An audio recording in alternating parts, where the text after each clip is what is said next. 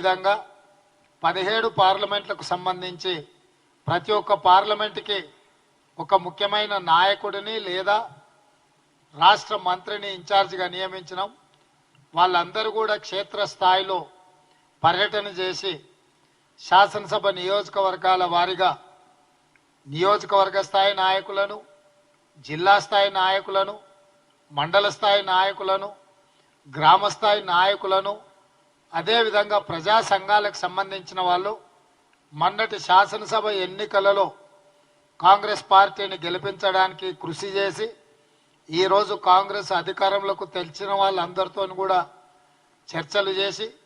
వాళ్ళందరినీ సంప్రదించడమే కాకుండా దేశంలో ఇప్పుడు జరుగుతున్న పరిణామాలను దృష్టిలో పెట్టుకొని ప్రజాస్వామ్యమే పెను ప్రమాదంలో పడుతున్నది, విచ్ఛిన్నకర శక్తులు దేశాన్ని విభజించి పాలించాలనుకుంటున్న విషయాన్ని కూడా ప్రజలకు వివరించి దీనికి సంబంధించి కూడా ప్రజల్ని అప్రమత్తం చేసి కాంగ్రెస్ పార్టీ మల్లికార్జున్ ఖర్గే గారి అధ్యక్షతన శ్రీమతి సోనియా గాంధీ, శ్రీ రాహుల్ గాంధీ గారి నేతృత్వంలో ఈ దేశంలో ప్రభుత్వం ఏర్పడినప్పుడే ప్రజలకు రక్షణ ఇవ్వడం జరుగుతుంది, ప్రజాస్వామ్యాన్ని కాపాడడం జరుగుతుంది, ప్రజారంజకమైన పరిపాలన అందించడానికి అవకాశం ఉంటుంది.